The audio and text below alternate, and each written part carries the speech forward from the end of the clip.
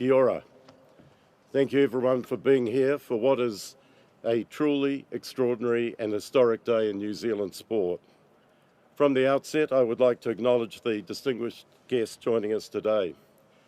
The Right Honourable Christopher Luxon, Prime Minister of New Zealand, Minister the Honourable Louise Upston, the Honourable Mark Mitchell, and the Honourable Simeon Brown. And I would also like to acknowledge others here today, including Nick Hill, the CEO from Tataki Auckland Unlimited, Nick Sautner, CEO of Eden Park Trust, and Greg Peters, CEO from New Zealand Rugby League. On behalf of the Australian Rugby League Commission and our chairman, Peter V'landys AM, it gives me considerable delight to announce that State of Origin will come to New Zealand in 2027.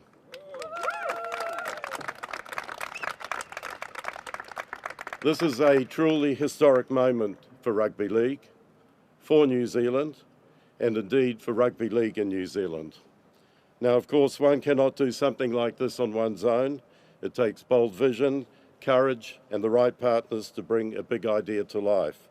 To that end, Prime Minister, I want to thank your government via the Major Events Fund for your boldness in supporting this great initiative.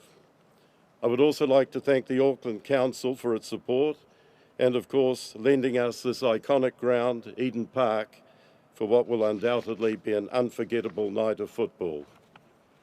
State of Origin is a cultural phenomenon that is far, far bigger than the two Australian states competing.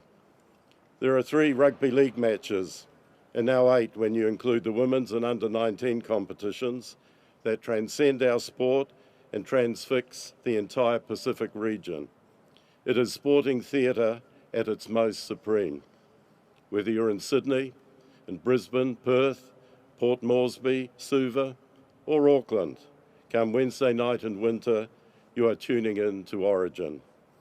And on that note, if I may, as a Kiwi, born and raised in New Zealand, I would like to get a little parochial. I may be a member of the Australian Rugby League Commission, but I am a fervent advocate for New Zealand and for growing our game here. And for lovers of rugby league, rest assured you have a commission that is as passionate in growing and developing our game as you are in following our game. New Zealand is a key market for us, and we firmly believe that expanding the game here is vital to our code's health and our future. And make no mistake, we are doing that year on year with stunning success. In 2025, we delivered the most watched NRL season in New Zealand history. 13 million viewers across Sky Sport and Sky Open. That's up 11% year on year. At the centre of that growth is the meteoric rise of the New Zealand Warriors. A club that in Carry on. A club that in 2020 made an enormous sacrifice by relocating across the Tasman to keep the competition alive. They left their families, they left their fans and their country, and they helped carry our game through one of its toughest and most challenging periods. The rugby league community in both Australia and New Zealand will never forget that. And what we're seeing now is the response. Today, the Warriors have emerged as New Zealand's most supported and most watched domestic franchise in either rugby code. For 3 consecutive seasons, they have sold out virtually every home game. This excitement, however, is not limited to the stadium. On TV, the Wars outperformed their rugby union counterparts by 17%. The sacrifice on the part of the Warriors built connection. Connection built loyalty, and that loyalty has translated into unprecedented support. The Warriors have become a flagship success story for the NRL, but this is bigger than one club. By the end of 2025, 45,000 New Zealanders were playing club rugby league, the highest number ever recorded, and up 29% year on year. Critically, every region in the country grew.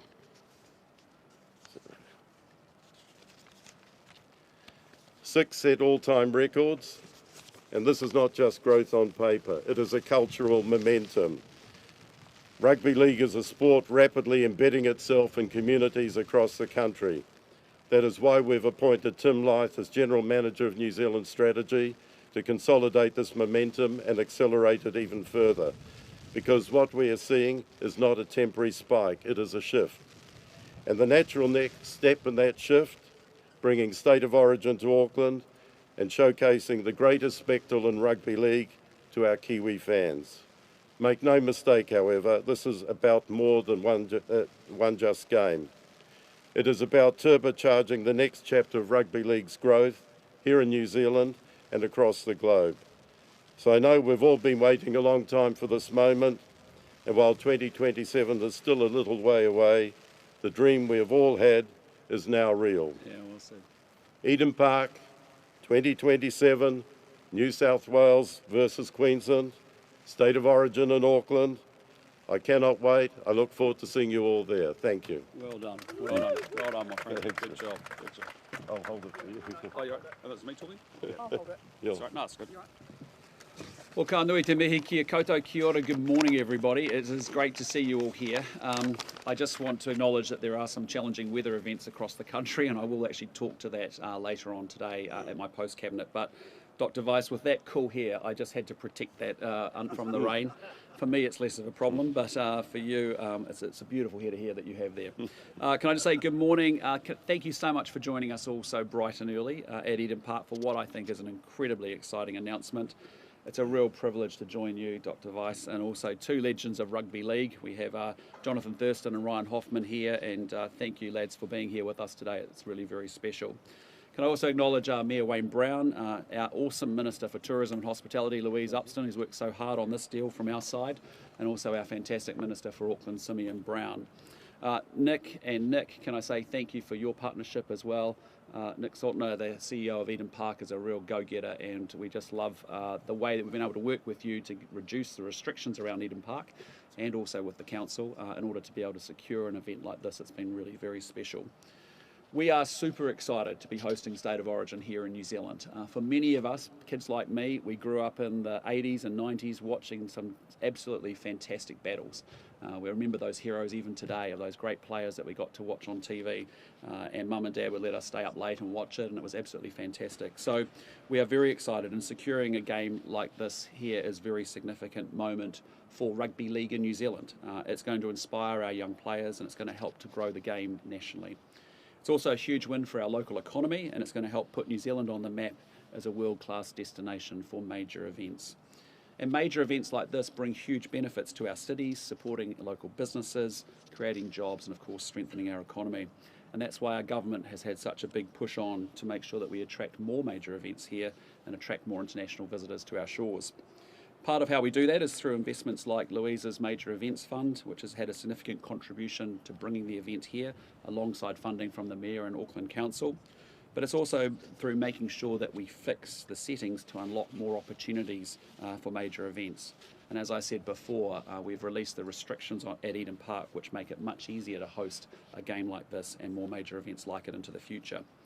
Under our new settings, nighttime sports games will be permitted at Eden Park on any day, including Sundays, and existing caps on the number of night games per year will be removed. Eden Park will also be able to host up to 12 large concerts and 20 medium-sized concerts per year without needing resource consent, and that's a total limit of 32 concerts per year, up from the current 12. The common sense changes, they're going to kick in on April this year and enable Eden Park to operate like a modern, world-class national stadium and deliver more jobs and economic benefits for Auckland and beyond. But in the meantime, the 2026 NRL season has already kicked off with the NRL All-Stars game held in Hamilton just yesterday and over the weekend, also supported by the government's Major Events Fund. New Zealand, as you know, has a very large and growing rugby league community, and I know there's going to be a lot of very, very excited Kiwis today. Can I say once again thank you to all the partners on this, the NRL and also Auckland Council, and I'll now pass over to Mayor Brown to say a few words as well. Thanks everybody.